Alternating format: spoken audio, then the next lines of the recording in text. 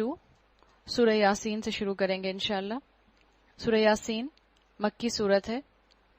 سورہ یاسین کے فضائل میں آپ کو بہت سی روایات مل جاتی ہیں، جیسے بہت مشہور روایت ملتی ہے کہ سورہ یاسین کے لیے کہا جاتا ہے کہ ہر چیز کا دل ہے اور قرآن کا دل سورہ یاسین ہے۔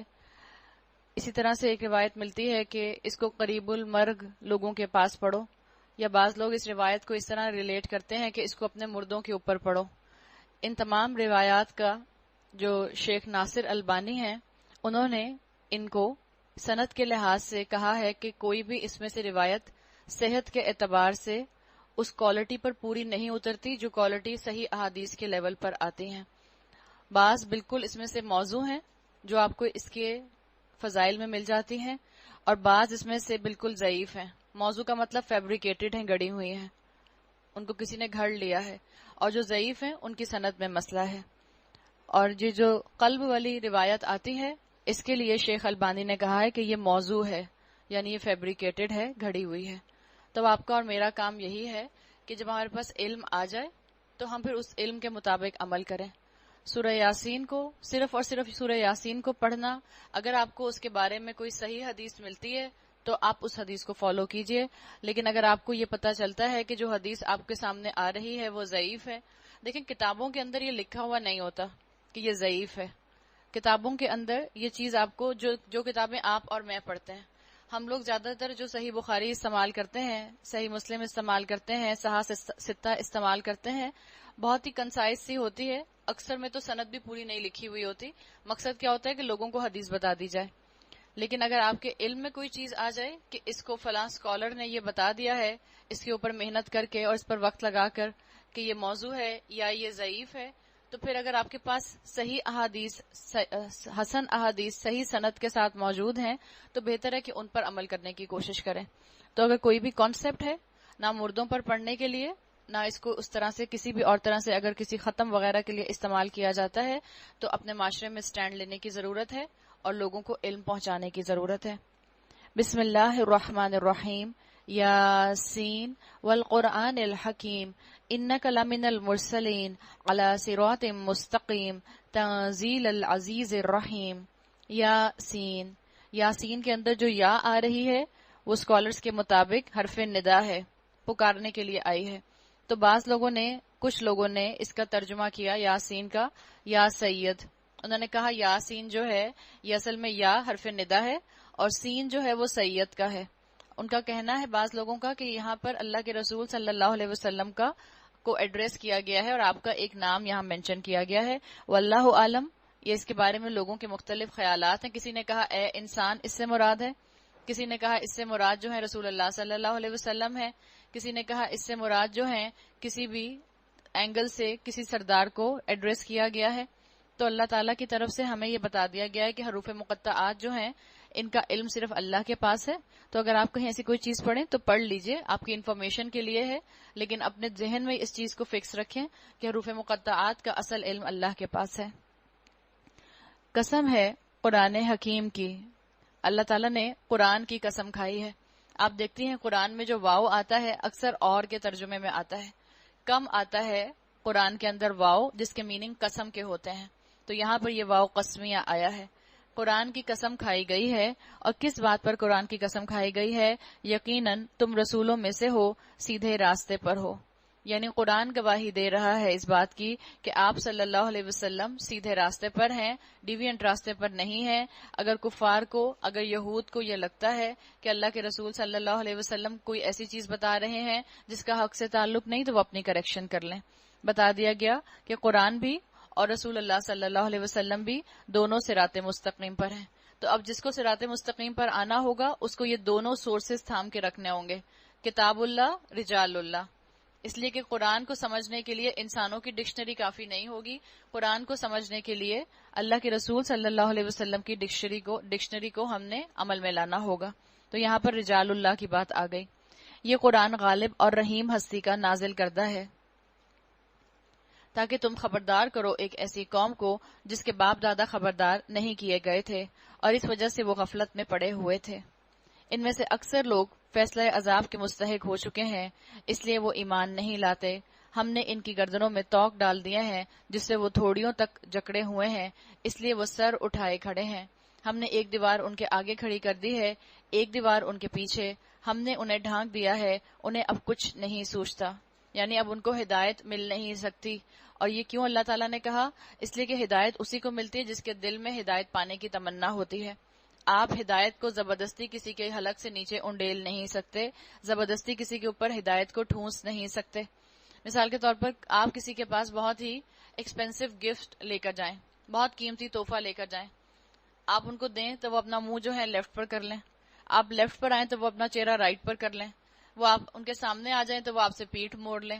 تو اب جب خود ہی نہیں کوئی لینا چاہے گا تو اس کا مطلب کیا ہے؟ اللہ زبردستی کسی کے اوپر ہدایت نہیں انڈیلتا۔ تو یہاں بتا دیا گیا کہ اللہ نے تو اپنے رسول بھیج دیے، اللہ نے تو کتاب اللہ کو واضح کر دیا، اللہ نے رجال اللہ بھیج دیے، اللہ نے اپنے انبیاء اور صدیقین کو سامنے بھیج دیا کہ ان کو فالو کرو اور ہدایت کو اڈاپٹ کر لو۔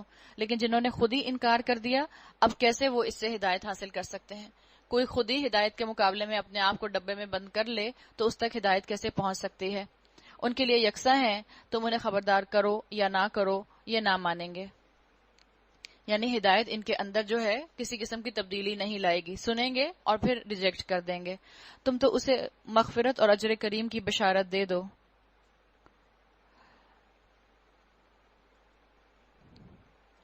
تم تو اسی شخص کو خبردار کر سکتے ہو جو نصیحت کی پیروی کرے اور بے دیکھے خدائے رحمان سے ڈرے۔ نصیحت کی پیروی کرے، اللہ تعالیٰ نے بتا دیا کہ جو اللہ تعالیٰ کی طرف آنا چاہے گا وہ رسول اللہ صلی اللہ علیہ وسلم کی اور ان تمام لوگوں کی پیروی ضرور کرے گا جن کو اللہ ڈکلیئر کر چکا ہے کہ یہ صراط مستقیم پر تھے۔ اللہ دیکھ رہا ہے کہ کون اللہ کے رسول کی پیروی کرتا ہے اور کون جو ہے اس سے منہ موڑ کر اس کو نگلیکٹ کر دیتا ہے۔ جو اللہ کے رسول کی پیروی اختیار کر لے اسے مغفرت اور اجر کریم کی بشارت دے دو، اللہ تعالیٰ نے بتا دیا۔ تو ہمارے اعمال کا معاملہ یہ ہے کہ ہمارے اعمال ہمارے لیے فائدہ مند ہوں گے یا ہمارے اعمال ہی ڈیسائیڈنگ فیکٹر بنیں گے کہ ہم نے اپنے لیے کتنا نقصان اکٹھا کیا ہے۔ ہم یقیناً ایک روز مردوں کو زندہ کرنے والے ہیں، جو کچھ افعال انہوں نے کیے ہیں وہ سب ہم لکھتے جا رہے ہیں، اور جو کچھ آثار انہوں نے پیچھے چھوڑے ہیں وہ ہم ثبت کر رہے ہیں، ہر چیز کو ہمیں کھلی کتاب میں درج کر رہے ہیں۔ بتا دیا گیا کہ انسان کے اعمال کا چین ری ایکشن ہوتا ہے، جو انسان عمل کرتا ہے وہ آگے بھیج دیتا ہے۔ آگے بھیج دیا مطلب آپ نے اور میں نے ایک عمل کیا، قدموا وآثارہم میں، اور وہ عمل میری اور آپ کی کتاب کے اندر، بک آف ڈیڈ کے اندر ریکارڈ ہو گیا، نامہ اعمال میں ریکارڈ ہو گیا۔ اچھا تھا یا برا تھا، نامہ اعمال میں اس کو ریکارڈ کر لیا گیا، ریکارڈ کر لیا گیا کہ اب یہ بندہ جب اللہ کے سامنے آئے گا تو اس کو اس کا عمل دکھا دیا جائے گا۔ یہ آتا ہے قدموا کے اندر، جو چیزیں بھی ہم نے عمل کے ذریعے آگے بھیج دیں۔ اور آثار کے اندر کیا چیز آتی ہے؟ آثار کے اندر اعمال کا چین ری ایکشن آتا ہے کہ کسی کے عمل کو مثال کے طور پر آپ نے فالو کیا، اگر آپ نے کسی کے عمل کو فالو کیا اور اس کا نیکی کا عمل تھا تو نہ صرف اس شخص کو اس کا اثر ملے گا بلکہ آپ تک بھی اس کا اثر آئے گا، اور اس شخص کو صدقہ جاریہ کی فارم میں آپ کی شکل میں ایک انسان مل جائے گا جو اس کے لیے اجر میں اضافہ کرتا رہے گا۔ اسی طرح سے جب آپ اور میں کوئی کام کرتے ہیں تو ہم اپنی اولادوں کو جو چیز سکھا رہے ہوتے ہیں، اولاد ہمارے آثار کے اندر آتی ہے، اس لیے کہ ہم اولاد کو پیچھے چھوڑ کر جا رہے ہوتے ہیں۔ ہمارے بعد اولاد ہمارے لیے عذاب جاریہ بنتی ہے یا صدقہ جاریہ بنتی ہے، یہ ہم خود ڈیسائیڈ کرتے ہیں، اس کا ڈیسائیڈنگ فیکٹر ہم خود ہوتے ہیں۔ پھر انسان کے ہر عمل کا کوئی نہ کوئی سائیڈ ایفیکٹ یا آفٹر ایفیکٹ ہوتا ہے، اس لیے کہ آپ جو عمل کرتے ہیں وہ آپ آئسولیشن میں نہیں کرتے۔ ہم غاروں کے اندر بیٹھ کے تو عمل نہیں کر رہے، ہم جنگلوں کے اندر تو عمل نہیں کر رہے، ہم تو عمل کر رہے ہیں لوگوں کے درمیان میں۔ اور دنیا میں ہر انسان کسی نہ کسی شکل میں، کسی نہ کسی فارم میں فالو کیا جاتا ہے، کسی نہ کسی کے ہو سکتا ہے آپ رول ماڈل ہو سکتا ہے کوئی نہ کوئی آپ کو دیکھ کر فالو کرتا ہو۔ ماں کو بچے دیکھتے ہیں، آپ ہی کو آپ کے نوکر دیکھتے ہیں، آپ کے گھر میں جو میڈز کام کرتی ہیں وہ آپ کو دیکھ رہی ہوتی ہیں، وہی میڈ جو آپ کو دیکھ رہی ہوتی ہے کہ آپ یہاں گھر میں اپنے کیسے بات چیت کر رہی ہوتی ہیں، کیسے نوکروں سے بات کر رہی ہوتی ہیں، کیسے بچوں سے بات کر رہی ہوتی ہیں، گھر جا کر وہی میڈ جو ہے وہ آپ کی طرح بیگم صاحب بن جاتی ہے اور آپ کی طرح بولنے کی کوشش کرتی ہے۔ آپ کہیں میں تو کسی کی رول ماڈل ہی نہیں، آپ کہیں مجھے تو کوئی فالو ہی نہیں کرتا۔ ہر انسان فالو کیا جاتا ہے، اور یہ جو انسان فالو کیا جاتا ہے اس سے پتہ چلتا ہے کہ اس نے دوسرے لوگوں کے اوپر اچھے آثار چھوڑے یا برے آثار چھوڑے۔ اس نے لوگوں کو نیکیوں کی طرف راغب کیا یا اس نے لوگوں کو گناہوں کی طرف جو ہے دھکیل دیا؟ تو بتا دیا گیا کہ اللہ تعالیٰ نے اعمال کا امپریشن رکھا ہے، اعمال کا ریپل ایفیکٹ ہوتا ہے، اللہ لکھ لیتا ہے. مثال کے طور پر آپ اور میں یہاں آئے، آپ نے یہاں آنے کے لیے تیاری کی، ایک تو آپ کی نیت تھی، آپ سوئیں اس نیت کے ساتھ کہ میں اٹھوں گی اور مجھے کلاس میں جانا ہے. پھر یہ جو آپ اٹھیں، اٹھنے کے بعد آپ نے مثال کے طور پر وضو کیا، آپ نے ٹیپ کھولا، آپ نے اس کے بعد جو ہے کپڑے چینج کیے، آپ آئیں، آپ نے اپنی تیاری کی. یہ جو ٹیپ کھولا تو آپ کے آثار سب چھوٹتے جا رہے ہیں مختلف جگہوں کے اوپر. آپ نے تیاری کی تو آپ کے آثار مختلف جگہوں پر امپرنٹ ہوتے جا رہے ہیں.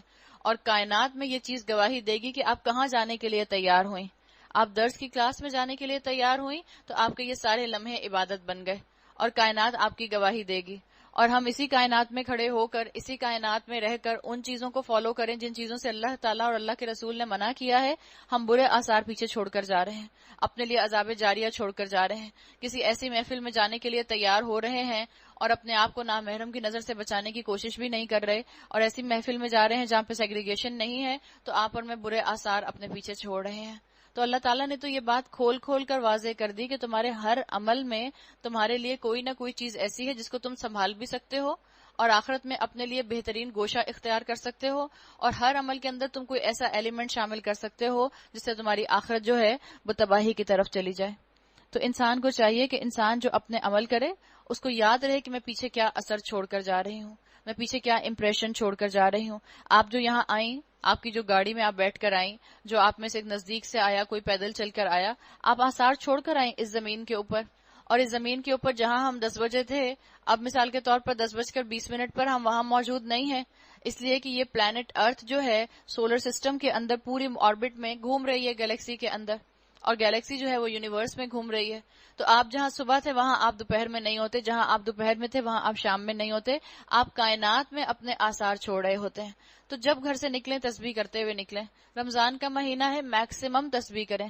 یہ زمین گواہی دے گی، یہ چرند پرند گواہی دیں گے، یہ آپ کی اور میرے ارد گرد کی دنیا اور کائنات گواہی دے گی کہ اللہ، یہ بندی جب یہاں سے گزری تھی آپ کی تسبیح کرتے ہوئے گزری تھی. یہ سب اللہ تعالیٰ نے بتا دیا کہ یہ اللہ کا نظام ہے. اللہ تمہارا ایک ایک عمل ریکارڈ کر لیتا ہے. فَمَن يَعْمَلْ مِثْقَالَ ذَرَّةٍ شَرًّا يَرَهُ. اللہ نے کہا ہے کوئی برائی کماتا ہے اس کو بھی ذرے کے برابر بھی ہو تو ریکارڈ کر لیا جاتا ہے، کوئی خیر کماتا ہے ذرے کے برابر ہو تو بھی اس کو ریکارڈ کر لیا جاتا ہے. تو ہم ایسے عمل کرنے کی کوشش کریں کہ جو عمل مجھے اور آپ کو جنت سے قریب تر کرتے جائیں. یاد رکھیں اللہ میرے اور آپ کے قدم بھی گن لیتا ہے. کتنے قدم اٹھائے نیکی کی طرف، کتنے قدم اٹھائے ہجرت کر کے، کتنے قدم اٹھائے جہاد کے اندر، کتنے قدم اٹھائے کسی کلاس کو جوائن کرنے کے لیے، اللہ سب لکھ لیتا ہے. اور اللہ تعالیٰ میرے اور یہ آپ کے عمل سنبھال کر رکھتا ہے. قیامت کے دن مجھے اور آپ کو اس کے بہترین اجر ملیں گے انشاءاللہ. انہیں مثال کے طور پر اس بستی والوں کا قصہ سناؤ جبکہ اس میں رسول آئے تھے. ہم نے ان کی طرف 2 رسول بھیجے، انہوں نے دونوں کو جھٹلا دیا. پھر ہم نے تیسرا مدد کے لیے بھیجا. ان سب نے کہا ہم تمہاری طرف رسول کی حیثیت سے بھیجے گئے ہیں. یہ کیا آپ کو ماحول نظر آ رہا ہے؟ ایسا ماحول نظر آ رہا ہے جہاں پر آپ کو 1 نہیں 2 نہیں 3 انبیاء ایک ساتھ مل رہے ہیں. تو آپ کو اور مجھے کیا کرنا ہے؟ آپ کے اور میرے پاس بھی تو اللہ تعالیٰ نے اللہ کے رسول صلی اللہ علیہ وسلم کی سنت بھیجی ہے. کتابیں کھل رہی ہیں، پڑھانے والے جو ہیں استاد وہ علم دے رہے ہیں. تو آپ اور میں بھی جب اپنے آپ کو کسی بستی کا باشندہ تصور کریں تو یہ سمجھ لیں کہ آپ کے اور میرے پاس بھی علم آ گیا. اب جو آگے قصہ آئے گا اس قصے میں آپ کو اور مجھے کہاں سٹینڈ کرنا ہے؟ کیا حق کا ساتھ دینے والوں میں شامل ہونا ہے جیسا یہاں پر ہوا، یا مجھے اور آپ کو اس میجورٹی میں شامل ہونا ہے جس میجورٹی نے 1 نہیں 2 نہیں 3 رسولوں کو انبیاء کو جھٹلا دیا؟ یہ جو اللہ تعالیٰ نے پیچھے بات کی ہے آثار والی، اس کا لنک ہر چیز سے بنتا ہے. آپ دیکھیں، ہم کہتے ہیں ہم معاشرے میں جب حق کی آواز بلند ہوگی تو ہم کس کا ساتھ دیں؟ ہم حق کا ساتھ دیں یا میجورٹی کا ساتھ دیں؟ معاشرے کا ساتھ دیں یا اپنی ہی اس ذات کو لے کر بیٹھ جائیں کہ جس نے فیصلہ کر لیا کہ اس نے ہدایت پر چلنا ہے؟ خاندان والوں کا ساتھ دیں یا اکیلے ہو کر آؤٹ کاسٹ ہو جائیں؟ اللہ تعالیٰ نے یہ بات واضح کر دی، یہ آثار کے لفظ لا کر کہ آپ کا اور میرا ایک ایک عمل ریکارڈڈ ہے. اب آپ اور میں نیوٹرل ہو کر نہیں بیٹھ سکتے اس کائنات میں. اب آپ اور میں اپنے گھروں میں نیوٹرل نہیں ہو سکتے کہ میں اس کا بھی ساتھ دوں گی جو حق پر ہے، میں اس کا بھی ساتھ دوں گی جو حق پر نہیں ہے. اب آپ کو اپنے آپ کو کلیئرلی اپنے حق کو اناؤنس کرنا ہوگا. آرٹیکولیٹ کرنا ہوگا. جیسے کہ ابھی اس واقعے میں آپ کو پتا چلے گا کہ کیسے ایک بندہ مومن نے اپنے حق کو آرٹیکولیٹ کیا، آگے بیان کیا. تو اللہ تعالیٰ نے اس بستی کی طرف کئی رسول جو تھے وہ بھیجے تھے. بستی والوں نے کہا تم کچھ نہیں مگر ہم جیسے چند انسان، اور خدائے رحمان نے ہرگز کوئی چیز نازل نہیں کی ہے، تم محض جھوٹ بولتے ہو. اب آپ دیکھیں یہاں پر یہ میجورٹی کو مینشن کر دیا گیا کہ میجورٹی کیا کہہ رہی ہے. انہوں نے کہا ہمارے جیسے انسان ہو. کبھی کبھی ہم سوچتے ہیں کہ اگر رسول اللہ صلی اللہ علیہ وسلم ہمارے دور میں ہوتے یا ہم اللہ کے رسول صلی اللہ علیہ وسلم کے دور میں ہوتے تو ہمارے لیے عمل کرنا آسان ہوتا. یہاں دیکھیں تین رسول موجود ہیں لیکن تینوں کو ٹھکرا رہے ہیں. جس کو ماننا ہوتا ہے وہ ایک رسول کی بات بھی مان جاتا ہے، اور جس کو نہیں ماننا ہوتا وہ تین رسولوں کے آنے کے باوجود محروم رہ جاتا ہے. اس کی نشانی یہاں بتا دی گئی. اگر آج اللہ کے احکامات پر میں عمل نہیں کر رہی تو اس بات کو لکھ لیں. کسی نے کہا کہ چاہے آج محمد رسول اللہ صلی اللہ علیہ وسلم آ جائیں، چاہے ابراہیم علیہ السلام آ جائیں، چاہے موسیٰ علیہ السلام آ جائیں، ہم پھر بھی ان کی تکذیب کریں گے، ہم پھر بھی اسی طرح شریعت کو ٹھکراتے رہیں گے. تو جس کو ماننا ہوتا ہے وہ تو ایک دفعہ کی بات مان جاتا ہے. آپ نے وہ واقعہ سنا ہوگا، معلوم نہیں اس واقعے میں کتنی سچائی ہے. بہرحال کسی نے سمجھانے کے لیے ایک واقعہ سنایا. انہوں نے کہا کہ ایک مرتبہ ایک شخص تھا جس کو بہت شوق تھا، جس کو بڑی تمنا تھی کہ میں ایسے دور میں پیدا ہوتا جس دور میں اللہ کے رسول صلی اللہ علیہ وسلم موجود تھے. وہ ہر وقت اس تمنا کا اظہار کیا کرتا تھا کہ میری خواہش تھی کہ میں ایسے دور میں پیدا ہوتا جس میں اللہ کے رسول موجود تھے، حیات تھے. تو روایات میں آتا ہے کہ اس نے خواب دیکھا، اور خواب دیکھا اس نے کہ ایک جیپ ہے، اور وہ جو جیپ ہے وہ پہاڑ کے اوپر جا رہی ہے. پہاڑی علاقہ، سٹیپ علاقہ، اوپر چڑھ رہی ہے پہاڑ کے اوپر. اور جو جیپ ہے اس کا چلتے چلتے ٹائر پنکچر ہو جاتا ہے. اس جیپ کے اندر اس شخص نے کہا کہ میں بھی بیٹھا ہوں، صحابہ بھی بیٹھے ہیں، اور اللہ کے رسول صلی اللہ علیہ وسلم بھی بیٹھے ہیں جو یہ خواب دیکھ رہا ہے. اس نے دیکھا کہ اللہ کے رسول بھی ہیں، صحابہ بھی ہیں، اور میں بھی ہوں. اتنے میں جب جیپ کا ٹائر پنکچر ہوتا ہے تو اس کو خواب میں فوراً احساس ہوتا ہے کہ اچھا ٹائر بدلنا پڑے گا. تو کیا کرتا ہے، یہ کہتا ہے کہ میں خواب میں بھاگتا ہوں، بھاگ کے جاتا ہوں کہ کہیں سے پتھر لے کر آؤں تاکہ جیپ کے پہلے ویلز کے آگے لگا دیں، ورنہ جیپ رکے گی تو پیچھے واپس آئے گی. تو ہم پتھر لگا دیں اس کے اوپر، اس کے ویلز کے اوپر، تاکہ یہ واپس نہ آئے. تو بتاتا ہے کہ جب میں پتھر لے کر واپس آ رہا تھا تو میں نے دیکھا کہ اب جتنی دیر میں آپ پتھر لینے جائیں گے اگر جیپ کھڑی ہو گئی ہو تو واپس آنا شروع کر دے گی. اور اس میں کون موجود ہے؟ اس میں اللہ کے رسول صلی اللہ علیہ وسلم اور صحابہ موجود ہیں. تو یہ شخص کہتا ہے کہ میں نے خواب میں دیکھا کہ جب میں پتھر لے کر واپس پلٹ رہا تھا تو وہ صحابہ جو اس جیپ کے اندر بیٹھے ہوئے تھے انہوں نے اپنے سر جو ہیں ان ویلز کے آگے لگائے ہوئے تھے. یہ نہیں انہوں نے انتظار کیا کہ پتھر لے کر آئیں جا کر جتنی دیر میں جیپ واپس آنے لگ جائے اور اللہ کے رسول صلی اللہ علیہ وسلم کو کوئی نقصان پہنچے. اس نے کیا خواب میں دیکھا کہ وہ جو صحابہ اندر بیٹھے ہوئے تھے انہوں نے اپنے سر جو تھے وہ پتھروں کی جگہ ان ویلز کے آگے رکھ لیے تھے تاکہ اللہ کے رسول کو کوئی نقصان نہ پہنچے. یہ تھی صحابہ کا مقام. آپ اور میں اس محبت تک پہنچ جائیں، اس محبت کے 10% تک بھی پہنچ جائیں تو بہت ہے، 1% پر بھی پہنچ جائیں تو بہت ہے. جو ان لوگوں نے قربانیاں دی، جو ان لوگوں کے درجے تھے، وہ درجے ایسے تھے کہ آپ اور میں آج دنیا کے پیچھے جس طرح بھاگ رہے ہیں اس میں آپ اور میں وہ درجے حاصل نہیں کر سکتے. ہاں امید ہے کہ اگر آپ کی اور میرے اندر ہدایت کی طلب آ جائے گی، اگر آپ کو اور مجھے اللہ تعالیٰ قرآن سے جوڑ دے گا تو انشاءاللہ پھر میں اور آپ بھی اس جذبے کو، اس تڑپ کو اپنے اندر محسوس کر سکیں گے جس تڑپ کو صحابہ محسوس کیا کرتے تھے. جو نمازیں صحابہ کی ہوتی تھیں زندہ نمازیں ہوتی تھیں. صحابہ نے بھی موسیٰ علیہ السلام کے برابر میں کھڑے ہو کے کوئی معجزہ نہیں دیکھا تھا. صحابہ بھی اس وقت موجود نہیں تھے. جیسے آج میرے اور آپ کے لیے سمندر کا 2 حصوں میں تقسیم ہونا ایک کہانی کے طور پر ہے، ایک مجھے اور آپ کو جو ہے ایک قصہ لگتا ہے صرف، ویسے ہی صحابہ کے لیے بھی قصہ تھا. صحابہ برابر میں تو نہیں کھڑے تھے اس شخص کے مقابلے میں جس شخص نے موسیٰ علیہ السلام کے برابر میں کھڑے ہو کر سمندر کو 2 حصوں میں تقسیم ہوتے دیکھا تھا. لیکن صحابہ کے لیے معجزہ کیوں ہوتا تھا؟ اس لیے کہ ان کے لیے قرآن کے آیات کھلا معجزہ ہوتی تھی. قرآن کے الفاظ کی جو ڈسکرپشن ہے اس کی ڈیٹیل سمجھ جایا کرتے تھے. اس ڈیٹیل کی ڈسکرپشن کی وجہ سے ان کو لگتا تھا کہ جیسے وہ اسی جگہ پر کھڑے ہوئے ہیں جس جگہ کا ان کو نظارہ کرایا جا رہا ہے. اس لیے ان کی نمازیں زندہ ہوتی تھیں. تو یہ صحابہ کا مقام تھا. تو جس کو عمل کرنا ہوتا ہے وہ نبی اور انبیاء میں سے 1 ہو یا 3 ہو وہ عمل کر جاتا ہے. جس کو عمل کرنا ہوتا ہے، جس کو آج عمل کرنا ہوگا، چاہے آج اللہ کے رسول صلی اللہ علیہ وسلم ہمارے درمیان فزیکلی موجود نہیں ہیں لیکن آپ کی تعلیمات آپ کے اور میرے درمیان موجود ہیں. آپ کی سنتیں آپ کی اور میرے لیے موجود ہیں. اگر آپ نے اور میں نے دین پر عمل کرنا ہوگا تو آپ اور میں اسی آواز پر، تعلیمات کی آواز پر لبیک کہہ کر ایمان لا سکتے ہیں. رسولوں نے کہا ہمارا رب جانتا ہے کہ ہم ضرور تمہاری طرف رسول بنا کر بھیجے گئے ہیں. ہم پر صاف صاف پیغام پہنچا دینے کے سوا کوئی ذمہ داری نہیں ہے. بستی والے کہنے لگے ہم تو تمہیں اپنے لیے فعال بد سمجھتے ہیں. اگر تم باز نہ آئے ہم تم کو سنسار کر دیں گے. ہم تم سے بڑی دردناک اور ہم سے تم بڑی دردناک سزا پاؤ گے. رسولوں نے جواب دیا تمہاری فعال بد تو تمہارے اپنے ساتھ لگی ہوئی ہے. کیا یہ باتیں اس لیے کرتے ہو کہ تمہیں نصیحت کی گئی؟ اصل بات یہ ہے کہ تم حد سے گزرے ہوئے لوگ ہو. بعض دفعہ انسان کسی ضد میں اپنی ضد کی رو میں بہہ کر یہ کہہ جاتا ہے، مثال کے طور پر کہ میں یہ کام تو نہیں کر سکتی دین کا. یا مثال کے طور پر ہم میں سے کوئی کہے حجاب کے احکامات سنے اور کہے اف اتنے مشکل احکامات، میں تو یہ عمل نہیں کر سکتی. تو وہ اللہ تعالیٰ نے کہا کہ کبھی کبھی انسان کے اپنے الفاظ اس کے لیے فعال بد بن جاتے ہیں.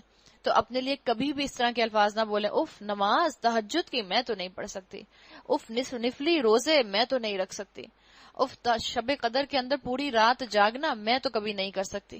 اس طرح کے الفاظ منہ سے نہ نکالیں، بلکہ ہمیشہ کہیں اللہ انشاءاللہ مجھ سے کرائے گا.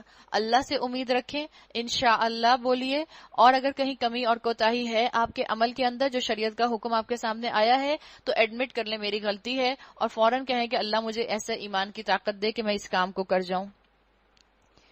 بتا دیا گیا کہ انسان اپنے لیے ایسی سیلف فلفلنگ پروفیسیز نہ کرے، ورنہ یہ اس کے اپنے لیے فعال بد بن جائیں گی. یہ اس کو اپنے لیے خود ہی کو بد دعا دینا بن جائے گا. جیسے مثال کے طور پر کوئی آپ سے کہے کہ آپ قرآن کا کورس جوائن کریں، آپ کہیں توبہ میں تو قرآن کا کورس کبھی بھی جوائن نہیں کر سکتی، اللہ نہ کرے میں قرآن کا کورس جوائن کروں، پھر میں ایسی ہو جاؤں گی اور ایسی ہو جاؤں گی. تو یہ انسان کے الفاظ اس کے اپنے لیے بد دعا بن سکتے ہیں. اگر کبھی ایسے کچھ سٹیٹمنٹس انسان کے منہ سے نکل جائیں تو فوراً استغفار کرے، اپنے راستے میں جو رکاوٹ ہے اس کو دور کرنے کی کوشش کرے، اللہ سے معافی مانگے اور اپنے ایمان کی مضبوطی کے لیے دعا کرے. اتنے میں اب شہر کے میجورٹی لوگوں نے تو انکار کر دیا رسولوں کا. اتنے میں شہر کے دور دراز گوشے سے ایک شخص دوڑتا ہوا آیا اور بولا اے میری قوم کے لوگوں، رسولوں کی پیروی اختیار کر لو، پیروی کرو ان لوگوں کی جو تم سے کوئی اجر نہیں چاہتے، وَهُمْ مُهْتَدُونَ، اور وہ ٹھیک راستے پر ہیں. دور دراز سے آ رہا ہے، اس کا مطلب کیا ہے؟ دور دراز سے آنے کا مطلب اسکالر بیان کرتے ہیں کہ اس کے کان پر بس انبیاء کی آواز پڑ گئی ہے، اس کے کان پر رسولوں کی تعلیمات پڑ گئی ہیں، بس تعلیمات کان پر آنی تھی. اس نے حق کا اعلان کر دیا، نہ صرف ایمان لایا، حق کا اعلان کر دیا. حق کو آرٹیکولیٹ کیا جاتا ہے، حق کا اعلان کیا جاتا ہے، حق کو چھپا کر نہیں رکھا جاتا. مثال کے طور پر آپ نے اپنے خاندان میں کسی بدعت میں جانا چھوڑا، اب اس کے بعد جب آپ نہ جائیں تو یہ بہانہ نہ کریں میرے سر میں درد ہے، مجھے کہیں جانا ہے، بچوں کے پاس گاڑی ہے، میرے پاس گاڑی نہیں ہے، ہسبینڈ جلدی آ رہے ہیں.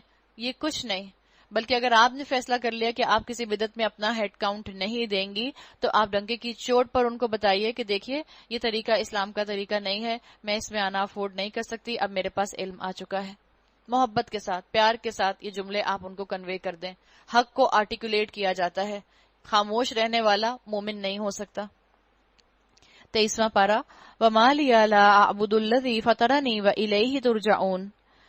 آخر کیوں نہ میں اس ہستی کی بندگی کروں جس نے مجھے پیدا کیا ہے، جس کی طرف تم سب کو پلٹ کر جانا ہے. کیا میں اسے چھوڑ کر دوسرے معبود بنا لوں؟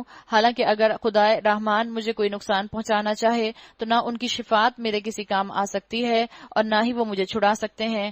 اگر میں ایسا کروں تو میں صریح گمراہی میں مبتلا ہو جاؤں گا. میں تو تمہارے رب پر ایمان لے آیا، تم بھی میری بات مان لو. جس میں ہدایت کی طلب ہوتی ہے اللہ اس کو ہدایت دے دیتا ہے، اللہ اس کے لیے راستے کھول دیتا ہے. اور یہاں بات واضح ہو گئی کہ اس نے اپنے ایمان کا اعلان کیا، ایمان باللہ کا اعلان کیا، ایمان بالآخرہ کا اعلان کر دیا. ساتھ ساتھ بتا دیا کہ تم نے پلٹ کر الیہ ترجعون، تم نے پلٹ کر اللہ کی طرف ہی جانا ہے. اور یہ ایمان کا تقاضا ہوتا ہے کہ انسان امر بالمعروف نہی عن المنکر کر دے. گونگا بہرا ایمان انسان کا نہیں ہونا چاہیے. انسان کا ایمان بولنے والا، آرٹیکولیٹ کرنے والا ہونا چاہیے. تو اس نے بھی آ کے حق کو اناؤنس کر دیا اور بہت ہی کانفیڈنس کے ساتھ کیا. کسی دور دراز کے علاقے سے آ رہا ہے، مطلب ان لوگوں کو جانتا بھی نہیں ہے، لیکن آ کر کانفیڈنس کے ساتھ اس نے بگڑے ہوئے معاشرے میں اپنا میسج کنوے کر دیا. یہ بالکل ایسے ہے کہ جیسے آج آپ سے کوئی کہے کہ کسی ایلیٹ فنکشن کے اندر جا کر آپ لوگوں کو بتا دیجئے کہ دیکھیے جو آپ کام کر رہے ہیں وہ کام اللہ کی شریعت کے مطابق نہیں ہے. بالکل یہ کانفیڈنس درکار ہے. اس نے اسی طرح سے بات کی. اور کیا ہوا جب اس نے اتنا کانفیڈنس دکھایا؟ جہاد کیا اللہ کی راہ میں اپنی زبان سے، اپنے الفاظ سے، اپنے حق کا اعلان کرنے پر کیا ہوا؟ آخرکار ان لوگوں نے اسے قتل کر دیا. جب اسے قتل کر دیا تو پھر کیا ہوا؟ قیل ادخل الجنہ، اس شخص سے کہہ دیا گیا داخل ہو جاؤ جنت میں. ادھر اس نے ایمان کا اعلان کیا، حق کا اعلان کیا، ادھر لوگوں نے اس کو قتل کیا، ادھر اللہ نے اس کو جنت میں داخل فرما دیا. اللہ تعالیٰ تو اتنا ہی قدردان ہے. اللہ کی راہ پر آنے والے جو مشکل اٹھاتے ہیں اللہ ان کو تنہا نہیں چھوڑتا. اللہ کی راہ میں جن کے آنسو بہتے ہیں اللہ ان آنسوؤں کو سنبھال سنبھال کر رکھ لیتا ہے. اللہ ایک ایک آنسو کے بدلے ایک ایک جنت کے اندر بہترین نعمت عطا کرے گا. اللہ سنبھال لیتا ہے اس تکلیف کو. اس نے کہا کاش میری قوم کو یہ معلوم ہوتا کہ میرے رب نے کس چیز کی بدولت میری مغفرت فرما دی. یہ ہے مبلغ کا کردار. لوگوں نے اس کو قتل کر دیا لیکن پھر بھی لوگوں کے لیے ہمدردی اس کے دل میں مرنے کے بعد بھی آ رہی ہے. کس بات پر؟ کاش کہ یہ لوگ سمجھ جاتے کہ میں سچ کہہ رہا ہوں اور یہ بھی اپنی اصلاح کر لیتے. تو جب مبلغ بننا ہے، جب اللہ کے دین کا ریپرزنٹیٹیو بننا ہے، جب اللہ کے دین کا ایمبیسڈر بننا ہے تو پھر مجھے اور آپ کو لوگوں کے ساتھ ہمدردی والا رویہ ضرور بالضرور رکھنا ہوگا. اور مجھے باعزت لوگوں میں داخل فرمایا. یعنی اللہ تعالیٰ نے مرنے کے بعد اس کے لیے بہترین چیز کیا اس کو عطا کی؟ اللہ نے اس کو جنت عطا کی. ان نون بندہ ہے اور یہ حقیقت میں سچا واقعہ ہے. اور آپ دیکھیں گے قرآن کے اندر اس کے حق کو آرٹیکولیٹ کرنے کی وجہ سے اس کا واقعہ بیان کر دیا گیا. کتنا بڑا کریڈٹ ہے اس کا. کس بیسس پر ملا اس کو؟ جہاد کی بیسس پر ملا. اور کیا آثار چھوڑ گیا اپنے پیچھے؟ قوم کے اندر یہی آثار چھوڑ گیا کہ یہ وہ بندہ تھا جس نے انبیاء کا ساتھ دیا تھا. مرنے کے بعد بھی اس نے اپنی قوم کی فکر کی. اس کے بعد اس کی قوم پر ہم نے آسمان سے کوئی لشکر نہیں اتارا. وہ تو تبلیغ کر کے چلا گیا اور اس کی تبلیغ کی جو معاملات تھے وہ رہتی دنیا تک انسان قرآن میں پڑھتے رہیں گے. یہ ہے اللہ کی قدردانی.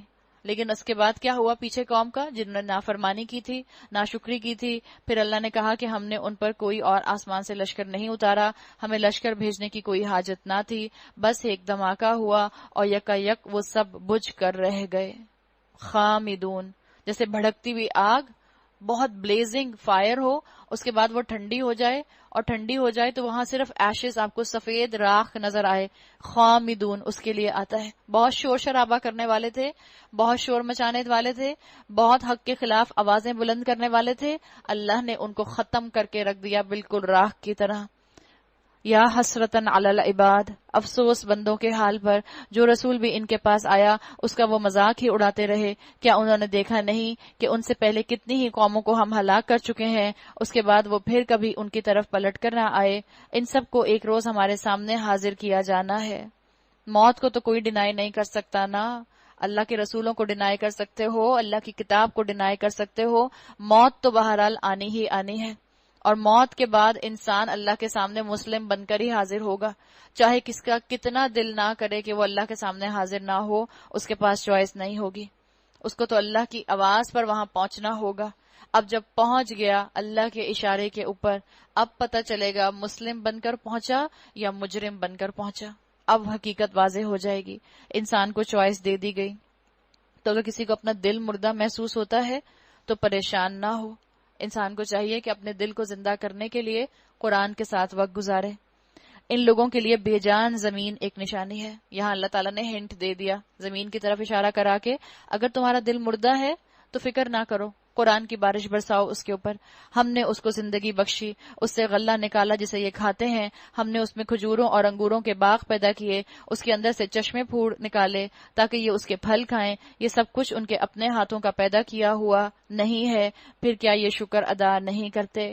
پاک ہے وہ ذات جس نے جملہ اقسام کے جوڑے پیدا کیے، خواہ وہ زمین کی نباتات میں سے ہوں یا خود ان کی اپنی جنس یعنی نوع انسانی میں سے، یا ان اشیاء میں سے جن کو یہ جانتے تک نہیں. زبردست سائنس یہاں بتا دی گئی کہ اللہ تعالیٰ نے ہر چیز کا پیئر بنایا ہے. جب ہر چیز کا پیئر ہے تو دنیا کا بھی تو پیئر ہے. دنیا کا جوڑا آخرت ہے. اور جوڑے کا مقصد کیا ہوتا ہے؟ جوڑا مل کر مقصد کو پورا کرتا ہے. جیسے ہم نے بات کی تھی ازواج کے اندر، شوہر کے لیے بیوی، بیوی کے لیے شوہر. مقصد کیا ہوتا ہے جوڑے کا؟ مقصد ہوتا ہے کسی چیز کی تکمیل کر دینا. تو شوہر اور بیوی کا جوڑا جو ہے وہ انسانیت کی بقا کی تکمیل کرتا ہے. یہ جو اللہ تعالیٰ نے دنیا اور آخرت کا جوڑا بنایا ہے، یہ جوڑا بھی مل کر اس مقصد کو پورا کرتا ہے جس کے لیے دنیا بنائی گئی ہے. اگر اللہ تعالیٰ نے دن کے ساتھ ساتھ آخرت کا معاملہ نہ رکھا ہوتا تو سارا معاملہ دنیا میں ہی چکا دیا جاتا. تو بتا دیا گیا کہ ہر چیز کا اللہ نے جوڑا بنایا ہے. اس کائنات کے اوپر غور کرو. ان کے لیے ایک اور نشانی رات ہے. ہم اس کے اوپر سے دن ہٹا دیتے ہیں تو ان پر اندھیرا چھا جاتا ہے. یاد رکھیں ہر چیز کا جوڑا ہے، لیکن اللہ واحد القہار خالق کا کوئی جوڑا نہیں ہے. اور سورج وہ اپنے ٹھکانے کی طرف چلا جا رہا ہے. یہ زبردست علیم ہستی کا باندھا ہوا حساب ہے. ہم جانتے ہیں کہ سورج جو ہے وہ 20 کلومیٹر پر سیکنڈ کے حساب سے کائنات کے اندر اپنے سولر سسٹم کو لے کر خلا میں سفر کر رہا ہے. اور سائنس نے آج بتا دیا کہ سورج جو ہے وہ ایک سٹار ہے، بہت بڑا سٹار ویگا، جس کی طرف ایک بڑا سا بلیک ہول ہے جس کی طرف یہ سورج جو ہے ٹریول کر رہا ہے. اور جب اللہ کے حکم سے قیامت قائم ہوگی تو یہ سٹار ویگا کے اندر جا کر جو ہے یہ ڈسٹرکشن ہو جائے گی. کبھی لوگ کہا کرتے تھے، ایک وقت تھا کہ لوگ کہتے تھے سائنس میں کہ سورج اسٹیشنری ہے. پھر سورج نے کہا کہ نہیں، سورج اسٹیشنری نہیں ہے، سورج موو کرتا ہے. سولر سسٹم جو ہے اس کا وہ اسٹیشنری ہے. پھر سائنس نے اور ترقی کی تو اس کو پتا چلا کہ نہیں، سولر سسٹم بھی اسٹیشنری نہیں ہے، سورج اپنے پورے سولر سسٹم کو لے کر اس خلا کے اندر چکر لگا رہا ہے. تو یہ اللہ تعالیٰ کا باندھا ہوا حساب ہے، بتا دیا. پھر آپ دیکھیں کہ جو دن میں اللہ تعالیٰ نے سال کے 365 دن بنائے ہیں، ہر ایک دن میں سورج کی 1 ڈگری آگے ہوتی ہے یا پیچھے ہوتی ہے. ہر ایک دن سورج کی ڈگری آگے بڑھ جاتی ہے، اینگل اس کا ڈیفرنٹ ہو جاتا ہے. اس لیے ہمارے ہاں مغرب کے اوقات اور فجر کے اوقات مختلف ہوتے ہیں. اس لیے کہ ہر دن کا 360 اگر آپ ڈیز کے ڈگریز نکال لیں، ہر ڈگری کے حساب سے سورج کا ہر دن ایک نیا اینگل ہوتا ہے. اللہ نے کہہ دیا ذالک تقدیر العزیز العلیم، یہ اللہ کا باندھا ہوا حساب ہے. اور چاند، اس کے لیے ہم نے منزلیں مقرر کر دیں یہاں تک کہ ان سے گزرتا ہوا پھر کھجور کی سوکھی شاخ کی مانند رہ جاتا ہے. نہ سورج کے بس میں ہے کہ وہ چاند کو جا پکڑے اور نہ رات دن پر سبقت لے جا سکتی ہے. وَكُلٌّ فِي فَلَقٍ يَسْبَحُونَ، سب ایک ایک فلک میں تیر رہے ہیں، سب اپنے اپنے آربٹس میں گھوم رہے ہیں. یا انسانوں کے حساب سے کہیں تو کیا، سب اپنے اپنے لائف سٹائلز کے اندر مصروف ہیں. سب کو اللہ تعالیٰ نے حساب دے دیا کہ کیا کرو، ضروریات پوری کرو، اولاد کی خواہشات پوری کرو، اللہ کی شریعت پر عمل کرو. ہر ایک کا اپنا آربٹ ہے. یہ جو آیت ہے، آیت کا حصہ وَكُلٌّ فِي فَلَكٍ يَسْبَحُونَ، اس میں اگر آپ پہلے حصے پر غور کریں، کُلٌّ فِي فَلَكٍ، اسکالرز کہتے ہیں اس کے اندر قرآن کا زندہ معجزہ موجود ہے. کُلٌّ فِي فَلَكٍ کو اگر آپ دیکھیں تو آپ دیکھیں کُلٌّ سے شروع کرتے ہیں. اچھا، بلکہ کل سے کاف سے شروع کریں. کل میں پہلا لیٹر ہے کاف. فلکن کا آخری کیا ہے؟ کاف. اگر میرے پاس اس وقت بورڈ نہیں، میں آپ کو بتا کے، جیسے آپ ایسا کر سکتے ہیں کہ ایک پیج کے اوپر کلن فی فلکن لکھیں، ٹھیک ہے؟ اور جو کل کا کاف ہے، اس کے کاف سے آپ ایک سیمی سرکل بنا کے فلکن کے کاف پر لے جائیں تو ایک آپ کا آرک بن جائے گا. آرک بن گئی. اس کے بعد کل کا دوسرا لیٹر کیا ہے؟ لام. فلکن کا سیکنڈ لاسٹ لیٹر کیا ہے؟ لام. اب آپ کا ایک اور آرک بن جائے گا، ٹھیک ہے؟ پھر کلن کے بعد جو اگلا لیٹر لفظ آ رہا ہے اس کا پہلا لیٹر کیا ہے؟ فا. فلکن کا تھرڈ لیٹر کیا آیا؟ فا. تو یہ آپس میں مل گئے. درمیان میں کیا آیا؟ یا رہ جائے گی باقی. تو یہ 3 تو آربٹ بن جائیں گے آپ کے جب آپ اس کو آرک کی طرح بنائیں گے. اوپر بھی 3 آرک، نیچے بھی 3 آرک، آربٹ بن گئے. درمیان میں آ گیا یا. یا کے لیے وہ کہتے ہیں یا سے جو آگے لفظ آ رہا ہے یسبحون، تیر رہے ہیں. ہر کوئی اپنے آربٹ میں تیر رہا ہے. یہ آربٹ بن جاتے ہیں یہاں پہ کلن فی فلکن کے اندر. یہ اللہ کے کلام کی شان ہے. اتنے معجزے ہیں اس قرآن کے اندر، اتنے اینگل سے اس قرآن کو سمجھا جا سکتا ہے، اتنے سائنٹیفک فیکٹس ہیں اس قرآن کے اندر. اپنے بچوں کو اسکول یونیورسٹیز کے اندر اس قرآن کے ساتھ ایجوکیشن کو انکارپوریٹ کر کے ان کو قرآن کا اعجاز دکھایا جا سکتا ہے. ضرورت کس کی ہے؟ ایسے مسلمانوں کی کہ جو اس چیز کا علم حاصل کریں، جو کتابوں کے اندر اتنا علم محفوظ ہے اس کو اپنے ذہنوں میں لے کر آئیں، اپنے ذہنوں کی قید میں بند کریں اور پھر آگے لوگوں تک اس کو پہنچا دیں. تو یہ آیت بھی ایک بڑے معجزے کی چیز ہے کہ اللہ تعالیٰ نے ایسی سائنس اس کے اندر رکھی ہے کہ اس میں آربٹس بن جاتے ہیں اور یسمعون درمیان میں آ جاتا ہے نیوکلیس کی طرح. ان کے لیے یہ بھی ایک نشانی ہے کہ ہم نے ان کی نسل کو ایک بھری ہوئی کشتی میں سوار کر دیا، پھر ان کے لیے ویسی ہی کشتیاں اور پیدا کی جن پر یہ سوار ہوتے ہیں، ہم چاہیں تو ان کو غرق کر دیں، کوئی ان کی فریاد سننے والا نہ ہو اور کسی طرح یہ نہ بچائے جا سکیں، بس ہماری رحمت ہی ہے جو انہیں پار لگاتی اور ایک وقت خاص تک زندگی سے متمتع ہونے کا موقع دیتی ہے۔ یعنی سائنس جہاں پہنچ جائے گی، یاد رکھیں قرآن اس سے ہمیشہ 2 قدم آگے رہے گا۔ قرآن پوسٹ ماڈرن ہے۔ اللہ تعالیٰ نے بتا دیا نیچرل چیزیں تمہارے سامنے اتنی زیادہ ہیں، تمہیں تو ابھی انہی کا علم نہیں ہے، ابھی تو تم نے کائنات ہی کو ایکسپلور نہیں کیا، تو ہر حال میں اپنے رب کو پکارو۔ ان لوگوں سے جب کہا جاتا ہے کہ بچو اس انجام سے جو تمہارے آگے آ رہا ہے اور تمہارے پیچھے گزر چکا ہے، شاید کہ تم پر رحم کیا جائے، تو یہ سنی انسنی کر جاتے ہیں۔ ان کے سامنے ان کے رب کی آیات میں سے جو بھی آیت آتی ہے یہ اس کی طرف التفات نہیں کرتے، اور جب ان سے کہا جاتا ہے کہ اللہ نے جو رزق دیا ہے تمہیں عطا کیا ہے اس میں سے کچھ اللہ کی راہ میں بھی خرچ کرو، تو یہ لوگ جنہوں نے کفر کیا ہے ایمان لانے والوں کو جواب دیتے ہیں کیا ہم ان کو کھلائیں جنہیں اگر اللہ چاہتا تو خود کھلا دیتا، تم تو بالکل ہی بہک گئے ہو۔ کج حجتی کرنا کہ اگر یہ کام اللہ کو کرنا ہوتا تو اللہ کر دیتا، یعنی انسان کو جب کام نہیں کرنا ہوتا تو انسان 100 ایکسکیوزز تلاش کر سکتا ہے، اور جب انسان کو کام کرنا ہوتا ہے، جب انسان کسی کام کا ارادہ کر لیتا ہے، بس پھر وہ کھڑا ہو جاتا ہے ڈٹ کر۔ یہ اللہ تعالیٰ نے انسان کی فطرت بنائی ہے کہ جو کام انسان نہیں کرتا اس کے لیے ایکسکیوزز دیتا رہتا ہے، اس کے لیے ججمنٹ پاس کرتا رہتا ہے، اور جو کام وہ کرنا چاہتا ہے ہمت اور ارادے اور شوق اور عشق کے اندر کر جاتا ہے۔ بتا دیا کہ اللہ تعالیٰ نے تو تمہیں اس دنیا کے اندر امتحان کے لیے بھیجا ہے، اور یہ امتحان تمہارا جو ہے یہ تمہیں کہیں کنفیوز نہ کر دے کہ تم اطاعت گزار بنو گے یا مجرم بنو گے۔ یہ لوگ کہتے ہیں یہ قیامت کی دھمکی کب پوری ہوگی؟ بتاؤ اگر تم سچے ہو، دراصل یہ جس چیز کی راہ تک رہے ہیں وہ بس ایک دھماکہ ہے جو یکایک انہیں اس حالت میں دھر لے گا جب یہ اپنے دنیا کے معاملات میں جھگڑ رہے ہوں گے۔ اس وقت یہ وصیت تک نہ کر سکیں گے، نہ اپنے گھروں کو پلٹ سکیں گے۔ جو قیامت کی مشکل ان کے اوپر آئے گی اس سے یہ بچ نہ سکیں گے، گھر والوں کو بتا نہ سکیں گے کہ دیکھو قیامت آ گئی، چلو بچیں کہیں پر۔ اور آخرت سے غفلت کرنے والی یہی 2 چیزیں ہیں انسان کی زندگی میں، گھر اور رشتہ دار۔ بتا دیا گیا کہ قیامت کب آئے گی، انسان اپنے اپنے کاموں میں مصروف ہوگا۔ آپ صلی اللہ علیہ وسلم کی حدیث کا مفہوم آتا ہے، آپ نے فرمایا کہ انسان قیامت سے کیسے بے خبر بے فکر رہ سکتا ہے جبکہ اسرافیل علیہ السلام سور میں منہ ڈالے کھڑے ہیں جھک کر، اور اس انتظار میں ہے کہ اللہ کا حکم آئے اور وہ سور میں پھونک مار دیں، اور اس کے بعد وہ عظیم دھماکہ برپا ہو جائے جس کے بعد کوئی جان، کوئی متنفس اس زندگی کے ساتھ اس زمین پر نہیں رہ سکے گا۔ وَنُفِخَ فِي الصُّورِ، پھر سور پھونکا جائے گا اور یکایک اپنے رب کے حضور پیش ہونے کے لیے اپنی اپنی قبروں سے نکل پڑیں گے۔ قالو، کیا کہیں گے؟ گھبرا کر کہیں گے، یا ویلنا من بعثنا من مرقدنا ھذا ما وعد الرحمن وصدق المرسلون، ارے یہ کس نے ہمیں ہماری خوابگاہ سے کھڑا کیا؟ یہ وہی چیز ہے جس کا خدائے رحمان نے وعدہ کیا تھا اور رسولوں کی بات سچی تھی۔ ایک ہی زور کی آواز ہوگی اور وہ سب کے سب ہمارے سامنے حاضر کر دیے جائیں گے۔ اللہ تعالیٰ نے بتا دیا اپنے رسول صلی اللہ علیہ وسلم کے ذریعے کہ پہلا سور پھونکا جائے گا تو جتنی بھی مخلوقات اس زمین پر زندہ ہوں گی سب مر جائیں گے۔ دوسرا سور پھونکا جائے گا تو وہ سب میدان حشر میں، جن کو اللہ تعالیٰ نے حساب کتاب کے لیے اکٹھا کرنا ہوگا، سب میدان حشر کی طرف دوڑ کر اکٹھے ہو جائیں گے۔ آج کسی پر ذرہ برابر ظلم نہ کیا جائے گا اور تمہیں ویسا ہی بدلہ دیا جائے گا جیسے تم عمل کرتے رہے تھے۔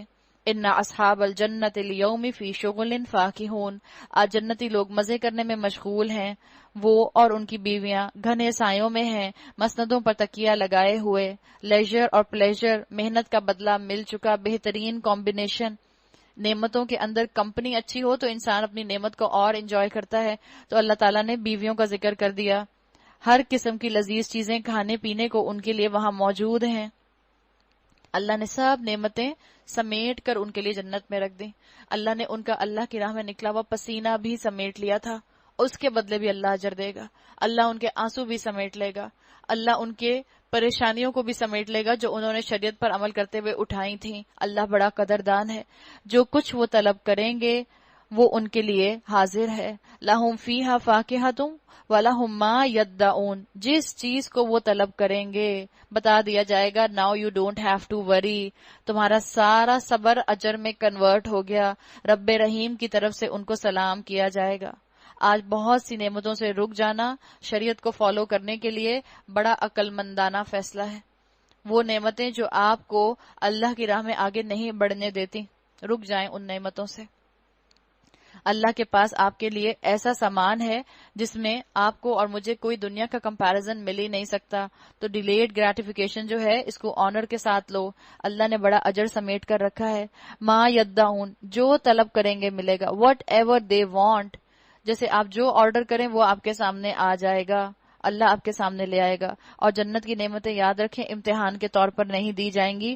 وہاں نہ یہ ڈر ہوگا کہ ہے اتنا مہنگا کھانا کھا لیا کہیں اسراف تو نہیں ہو گیا، اتنا ڈائننگ آؤٹ کرتے ہیں کہیں اللہ ہماری پکڑ تو نہیں کر لے گا. جنت میں کسی قسم کی ٹینشن نہیں ہوگی، کوئی اسراف نہیں ہوگا، کوئی یہ خوف نہیں ہوگا کہ کہیں اللہ مجھ سے ناراض نہ ہو جائے. اور اے مجرموں، تم آج چھٹ کر الگ ہو جاؤ. آدم کے بچوں، کیا میں نے تم کو ہدایت نہ کی تھی کہ شیطان کی بندگی نہ کرو؟ وہ تمہارا کھلا دشمن ہے، اور میری ہی بندگی کرو. یہ سیدھا راستہ ہے. کوئی نہیں زبان سے کہتا کہ میں نماز شیطان کے لیے پڑھ رہا ہوں. تو پھر شیطان کی بندگی کیسے ہوتی ہے؟ انسان شیطان کی بندگی کرتا ہے جب نماز کے اندر شیطان سے باتیں کرتا رہتا ہے. نماز پڑھتا رب کے لیے ہے، کہتا اللہ اکبر ہے، لیکن اپنی نماز کے اندر اپنے شیطان کو اکبر کر دیتا ہے. اس کی باتوں میں آ کے اپنی نماز کا ایسنس سارا ضائع کر دیتا ہے. تو شیطان تو آپ کو اور مجھے ایسے مشورے دے گا جس میں آپ اور میں اپنی نمازوں کو ضائع کر دیں. تیزی میں نماز پڑھیں، غفلت سے نماز پڑھیں، بغیر شعور کے نماز پڑھیں، بغیر صورتوں کے اندر جو ہم آیات تلاوت کر رہے ہیں ان کا مفہوم سمجھتے ہوئے نماز پڑھیں. تو یہاں بتا دیا گیا کہ شیطان کی بندگی سے اپنے آپ کو دور کر لو. مگر اس کے باوجود اس نے تم میں سے ایک گروہ کثیر کو گمراہ کر دیا. کیا تم عقل نہیں رکھتے تھے؟ یہ وہی جہنم ہے جس سے تم کو ڈرایا جاتا رہا تھا. جو کفر تم دنیا میں کرتے رہے ہو اس کی پاداش میں اب اس کا ایندھن بنو. اللہ نے کیا کہا؟ الیوم نختم علی افواہہم وتکلمونا ایدیہم وتشہد ارجلہم بما کانوا یکسبون. آج ہم ان کے منہ بند کیے دیتے ہیں. سیلڈ، منہوں کو سیلڈ کر دیا جائے گا. ٹیپ لگا دی جائے گی، گلو لگا دی جائے گی، سمت بانڈ لگا دی جائے گی، کیا کیا جائے گا؟ ایلفی ڈال دی جائے گی. سیلڈ، بول ہی نہیں سکتے. پھر کیا بولیں گے؟ جب منہوں سے نہیں بول سکتے تو پھر گواہی کیسے آئے گی؟ ان کے ہاتھ ہم سے بولیں گے، ان کے پاؤں گواہی دیں گے کہ دنیا میں کیا کمائی کرتے رہے ہیں. انسان ارادہ کر لے کہ انسان اپنے دل کے ساتھ ساتھ اپنے ہاتھ اور پیروں کو بھی مسلمان بنائے گا. ہاتھ پیروں کو بھی اعمال صالحہ میں انوالو کیجئے. گناہوں کی لذت آپ کو اور مجھے اللہ کی اطاعت سے نہ روکے، ورنہ یاد رکھیں گناہ ختم ہو جاتا ہے، لذت ختم ہو جاتی ہے، گناہ ختم نہیں ہوتا. تو بتا دیا گیا کہ اللہ تمہارے ہاتھوں کی کمائی لکھ لے گا، پیروں کی کمائی خود بولے گی. کہاں چل کر گئے تھے ان پیروں سے؟ کس رب کی نافرمانی میں کون سی محفل کو اٹینڈ کیا تھا؟ کیا ٹیکسٹ کیا تھا اپنے ہاتھوں کی انگلیوں سے؟ کیا لکھا تھا اپنے ہاتھوں کی انگلیوں سے؟ کس کو میسیجز کیے تھے اور کس نامحرم کے ساتھ دوستی کے معاملات میں آگے سے آگے معاملہ بڑھایا تھا؟ اللہ سب لکھ لے گا، اور قیامت کے دن یہ سب چیزیں ہاتھ پیر جو ہیں گواہی دیں گے. تو یاد رکھیں ہمارے ہاتھ پیر اللہ کے سپائز ہیں، آپ کے اور میرے پاس جاسوس ہیں. یہ آج میں اور آپ سمجھتے ہیں میرا ہاتھ، میرے پیر، میرا جسم، میری سوچ، یہ سب آپ کے اور میرے خلاف بولیں گے قیامت کے دن. اللہ نے جاسوس باندھ کے رکھے ہیں آپ کے اور میرے ساتھ، تو ہوشیار رہیے. وَلَوْ نَشَاءُ لَطَمَسْنَا عَلَىٰ أَعْيُنِهِمْ فَاسْتَبَقُوا الصِّرَاطَ فَأَنَّىٰ يُبْصِرُونَ. ہم چاہیں تو ان کی آنکھیں موند دیں، پھر یہ راستے کی طرف لپک کر دیکھیں، کہاں سے انہیں راستہ سجائی دے گا. ہم چاہیں تو انہیں ان کی جگہ پر اس طرح مسخ کر دیں کہ یہ آگے چل نہ سکے نہ پیچھے پلٹ سکے. آپ اور میں چیوٹی کو نہیں مسخ دیتے؟ کوئی تھوڑی سی چیوٹی آ جائے، کوئی چھوٹا سا کیڑا آ جائے، کیسے ہم اس کو مسل دیتے ہیں. اللہ آپ کی اور میری نافرمانیوں پر چاہے تو مجھے اور آپ کو ایسے ہی مسل کر رکھ سکتا ہے. کیا ویلیو ہے میری اور آپ کی؟ امیجن تو کریں اللہ کے بارے میں تو ہم کیا سوچیں گے. میری اور آپ کی اس دنیا میں کیا ویلیو ہے؟ میری اور آپ کی اس سولر سسٹم میں کیا ویلیو ہے؟ میری اور آپ کی اس ملکی وے گیلیکسی کے اندر کیا ویلیو ہے؟ میری اور آپ کی اس بلین ٹریلین یونیورس کے جو پورے کا پورا خلا ہے، اس میں میری اور آپ کی کیا ویلیو ہے؟ کہاں اللہ رب العزت جس کے سامنے ہر چیز معاشرے کی، وقت کی، ماضی کی، حال کی، مستقبل کی چادر کی طرح تنی ہوئی ہے؟ میری کیا ویلیو ہے؟ میں تو ریت کا ذرہ بھی نہیں ہوں، شاید نیکڈ آئی سے نظر بھی نہ آ سکوں اگر مجھے گیلیکسیز کے اوپر سے جا کر دیکھا جائے. تو اللہ ہمیں گناہوں کے اوپر پکڑتا نہیں، ہمیں گناہوں پر مسلتا نہیں. یہ اللہ کی بڑی رحمت ہے. اللہ چاہتا ہے ہم پلٹ آئیں. گناہوں کے اوپر پکڑتا نہیں، ہمیں گناہوں پر مسلتا نہیں. یہ اللہ کی بڑی رحمت ہے. اللہ چاہتا ہے ہم پلٹ آئیں. جس شخص کو ہم لمبی عمر دیتے ہیں اس کی ساخت کو ہم الٹ ہی دیتے ہیں. کیا یہ حالات دیکھ کر انہیں عقل نہیں آتی؟ وَمَن نُعَمِّرْهُ نُنَكِّسْهُ فِي الْخَلْقِ. دوبارہ سے بچوں والی حرکتیں کرنے لگ جاتا ہے انسان، دوبارہ سے بھولنے لگ جاتا ہے بچوں کی طرح، دوبارہ سے بچوں کی طرح شور مچانا شروع کر دیتا ہے. ہم نے اس نبی کو شعر نہیں سکھایا اور نہ شاعری اس کو زیب دیتی ہے. یہ تو ایک نصیحت ہے اور صاف پڑھی جانے والی کتاب، تاکہ ہر اس شخص کو خبردار کر دے. کس کو؟ من کان حیا، جو زندہ ہے. ہم بظاہر تو سبھی زندہ ہیں، لیکن ہمارے دلوں کے اندر ہماری روحوں کے قبرستان ہیں، اور اللہ ہماری زندگی کو ہماری روح کے ساتھ اٹیچ کر کے دیکھتا ہے. اگر روح زندہ ہے تو اللہ کی نظر میں زندہ ہوں، اگر روح مردہ ہے تو اللہ کی نظر میں مر چکی ہوں، اور انکار کرنے والوں پر حجت قائم ہو جائے. زندہ دل، زندہ روح، زندہ لوگوں کے لیے یہ کتاب آئی ہے. اللہ ہماری روحوں کو اس کتاب کے ذریعے زندہ کرے. انذار کے طور پر یہ کتاب آپ کے اور میرے لیے کافی ہے.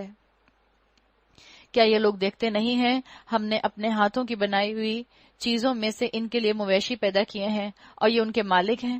ہم نے انہیں اس طرح ان کے بس میں کر دیا کہ ان میں سے کسی پر یہ سوار ہوتے ہیں، کسی کا یہ گوشت کھاتے ہیں، ان کے اندر ان کے لیے طرح طرح کے فوائد اور مشروبات ہیں. پھر کیا یہ شکر گزار نہیں ہوتے؟ کیا پلٹنے کی تیاری نہیں کرتے؟ اللہ نے اتنا ان کو نعمتوں سے نواز دیا. ہم میں سے کون ہے جو ہم خود اپنے ہاتھ سے کوئی چیز بنائیں اور اس کے بعد دوسرے کے حوالے کر دیں کہ لو تم اس کو استعمال کرو؟ ہم اپنے لیے کون سی ایسی چیز بناتے ہیں جس چیز کو بنانے کے بعد وہ چیز ایسی بن جائے، کوئی ایسا روبوٹ، کوئی ایسی مشین، کوئی ایسا گیجٹ، کوئی آپ کے سامنے ایسی مشینری ہو جس کو آپ بنائیں اور وہ آپ کی نافرمانی کرے؟ اللہ نے اس کائنات کو تو انسانوں کی فرما برداری میں لگا دیا، حالانکہ بنایا اللہ نے تھا. تو اے انسان، تمہیں بھی تو اللہ نے بنایا ہے، اپنے ہاتھوں سے بنایا ہے. فَنَفَخْتُ فِيهِ مِن رُوحِي، تم میں روح کو پھونکا ہے، اور تم کیا کرتے ہو؟ اللہ نے ایسی مشین بنا دی جو اللہ کے خلاف ہی نافرمانیاں کرنے کے لیے کھڑا ہو جاتا ہے، اس لیے کہ اللہ نے اس کو ول پاور دے دی. اور اسی ول پاور کا آپ کا اور میرا امتحان ہے. اسی سے پتہ چلے گا کہ آپ اور میں شکر گزار بنتے ہیں یا ناشکرے بنتے ہیں. یہ سب کچھ ہوتے ہوئے انہوں نے اللہ کے سوا دوسرے خدا بنا لیے ہیں اور یہ امید رکھتے ہیں کہ ان کی مدد کی جائے گی.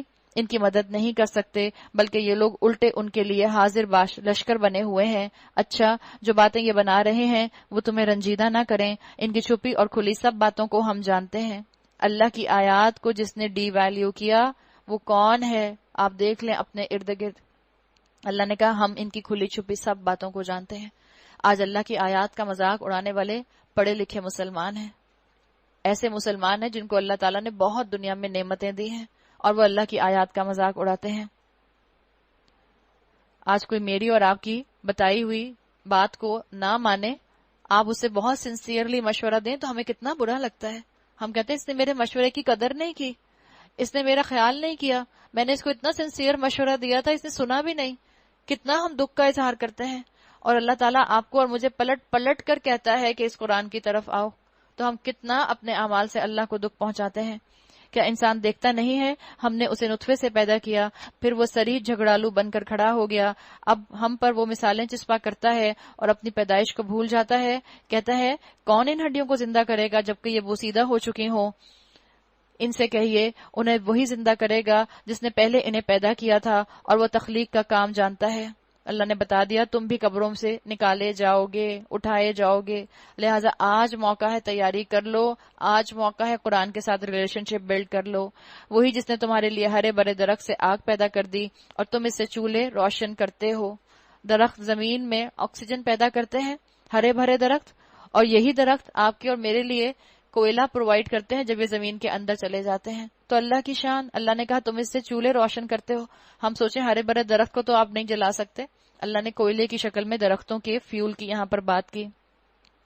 کیا وہ جس نے آسمانوں اور زمین کو پیدا کیا اس پر قادر نہیں کہ ان جیسوں کو پیدا کر سکے؟ کیوں نہیں، جبکہ وہ ماہر خلاق ہے۔ انما امرہ اذا اراد شیئا ان یقول لہ کن فیکون، وہ جب کسی چیز کا ارادہ کرتا ہے تو اس کا کام بس یہ ہے کہ اسے حکم دے کہ وہ ہو جا، اور وہ ہو جاتی ہے۔ فسبحان الذی بیدہ ملکوت کل شیء والیہ ترجعون، پاک ہے وہ جس کے ہاتھ میں ہر چیز کا مکمل اقتدار ہے، اسی کی طرف تم پلٹائے جانے والے ہو۔ تو جب دنیا سے جانا ہی ہے تو والنٹیرلی میں اور آپ اس دنیا سے جانے کی تیاری کیوں نہ کریں؟